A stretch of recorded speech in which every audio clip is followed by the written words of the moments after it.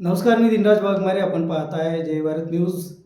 जगची अत्यंत सुप्रसिद्ध आणि ऐतिहासिक असलेल्या श्री यल्लमा देवीची यात्रा अत्यंत उत्साहाने सुरू झाली आहे. यात्रेचा आजचा दुसरा दिवस अर्थात महानैवेद्याचा दिवस आणि महानैवेद्याच्या या दिवशी अक्षरशः भक्तांचा महापूर हा यल्लमा देवीच्या यात्रेमध्ये लोटलेला आपल्याला दिसत आहे.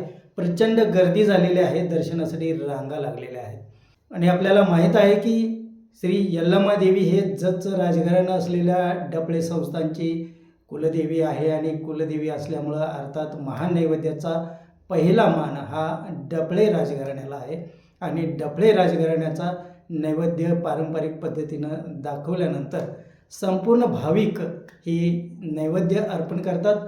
आणि विशेष म्हणजे आजचा जो नैवेद्य असतो देवीचा नैवेद्याच्या दिवशीचा तो पुरणपोळीचा नैवेद्य असतो आणि पुरणपोळी करून खणा नारळानं आईची ओटी भरून हा नैवेद्य अर्पण केला जातो.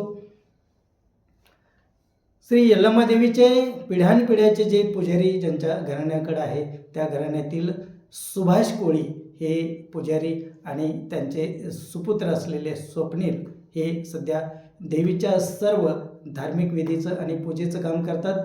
आणि सुभाषांना यांनी संपूर्ण देवीची पूजा आणि आरती केल्यानंतर हा नैवेद्य राजघराण्याच्या वतीनं अर्पण करण्यात आला. यावेळी जत संस्थांचे वारसदार असलेले श्रीमंत इंद्रजितराजे डफळे, त्यांच्या सुविद्यपत्नी उर्वशीराजे डफळे, त्याचबरोबर श्री यल्लमा देवी प्रतिष्ठानचे अध्यक्ष असलेले श्रीमंत शार्दूलराजे डफळे, त्यांच्या सुविद्यपत्नी अमृताराजे आणि त्याचबरोबर अनिरुद्धराजे आणि शिवहंसराजे हे त्यांचे राजपुत्र, ही सर्व मंडळी आणि राजपरिवारातील अनेक सदस्य आज देवीला नैवेद्य अर्पण करण्यासाठी या ठिकाणी उपस्थित होते. अत्यंत भक्तिभावानं वाजत गाजत हा नैवेद्य हा जतच्या डफळे संस्थांकडून येतो आणि वाजत गाजत वाद्यवृंदाच्या गजरामध्ये हा नैवेद्य देवीच्या ठिकाणी येतो आणि हा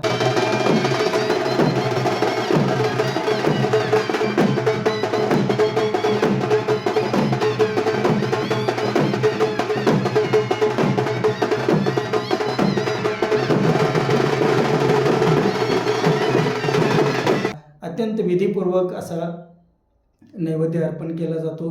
सुरुवातीला देवीचा जो मुख्य जग आहे त्या जगाची आरती केली जाते, त्यानंतर मंदिरात आरती केली जाते आणि पुजारी ही आरती करतात. त्यानंतर राजपरिवाराच्या वतीनं नैवेद्य अर्पण केला जातो आणि नैवेद्य अर्पण केल्यानंतर संपूर्ण भाविक पुन्हा दर्शनासाठी त्यांची रांग सुरू होते आणि अनेक भाविक आपला मान नैवेद्य अर्पण करतात.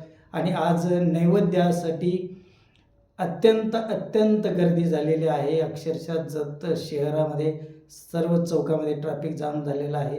रांगा जशा वाहनाच्या लागलेल्या आहेत तशा भाविकाच्या रांगासुद्धा दर्शनासाठी लागलेल्या आहेत आणि एक भक्तीचा महापूर या संपूर्ण मंदिराच्या परिसरामध्ये आणि यात्रा परिसरामध्ये आज लोटलेला आहे.